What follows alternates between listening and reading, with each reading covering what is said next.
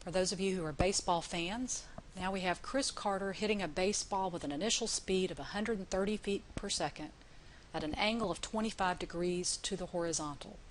So the baseball makes contact above the ground because Chris Carter is probably about 6 feet tall. His baseball bat is going to be somewhat off the ground. In fact, it's going to be 3 feet off the ground here. Makes contact, sends the ball flying, and that angle is at 25 degrees, and we have velocity at 130 feet per second. Try to visualize it. So part A asks us again to find those parametric equations. So we're looking at our formulas.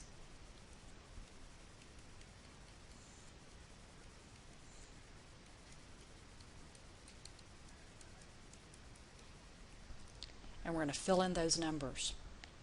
This time, because we are going to have horizontal part, that's not going to be 0. That ball should be flying pretty far ways. And again, since we're in feet per second, that gravity is 32 feet per second squared.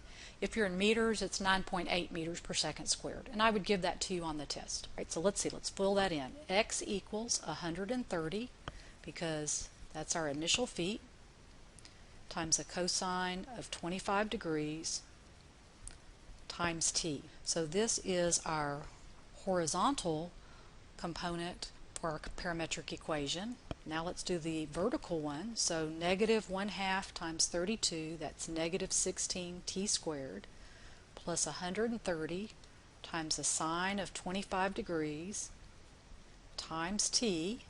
What was h? I believe 3 feet off the ground. So that is plus 3. So those are our parametric equations. Part B, how long is the ball in the air? Again, solving for time. How long is the ball in the air? Again, you're going to let y equal to 0 and solve for t. We don't have enough information to use that equation because we don't have x or t, but here we know what y is, because when the ball comes all the way back down and eventually ends on the ground, y is 0. So we can use that idea to solve for how long it travels in the air. At this point, it might be wise to go ahead and let's get a decimal approximation for that. Make sure your calculator is in degree mode. Why don't we keep a couple of decimal places? Punching that in. I got that value. Now I'm solving for t, again using the quadratic formula.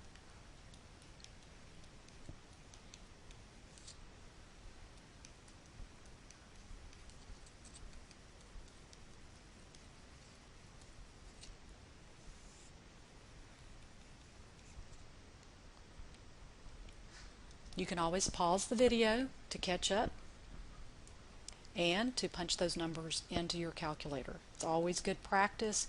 You should punch them in and then see, did we match?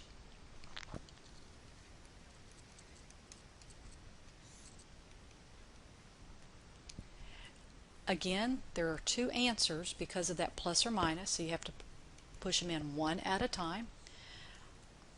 I got that answer, and I got that answer. And again, we cannot have a negative time. So how long was the ball in the air? 3.49 seconds. So just think, if you're here playing baseball and you're in outfield, you've got about 3.5 seconds before that ball hits the ground. Could you catch it? What does part C ask? Part C asks, when does it reach the maximum height?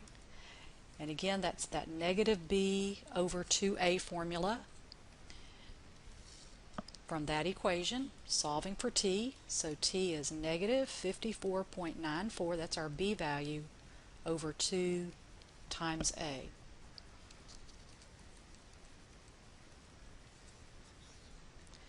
.72 seconds.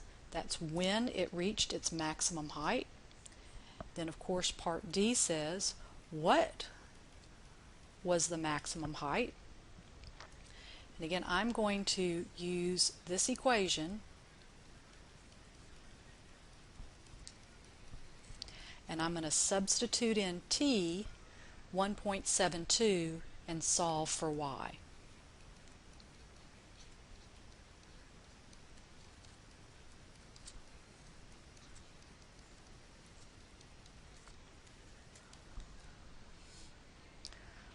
Be careful on that calculator, and we get a little over 50 feet. Okay, so it takes 1.72 seconds to reach the maximum height, and the maximum height is a little over 50 feet. Part E says determine the horizontal distance that the ball traveled. Alright, so we've got this parabola, so we now know it goes up to a height of 50 feet, but I want to know how far did it go, and that's an x value. So we haven't used that equation. The first example didn't have an x because the ball went straight up and straight down. Now we do. So we go back and look at that parametric equation from part A. How am I going to find that? Well, it's something we need to know what t is in order to solve for x. Do we know how long it took for the ball to reach the ground? Yes, we do. That was our answer in part B. Remember, how long did the ball travel? It traveled for 3.49 seconds. So we're going to, again, make sure your calculator is in degree mode. And we're going to multiply by 3.49 seconds. And we get a little over 400 feet. That's really hitting the ball out of the park. Now I have a challenge for you. For those of you who follow baseball in Minute Maid Park, our left field is pretty short. So it's particularly hitter friendly, they call it. So the question is, did Chris Carter hit a home run? Meaning, we know that the ball went further than 315 feet because we know he hit the ball 400 and something feet. But there's a wall it's got to clear. Did he do that?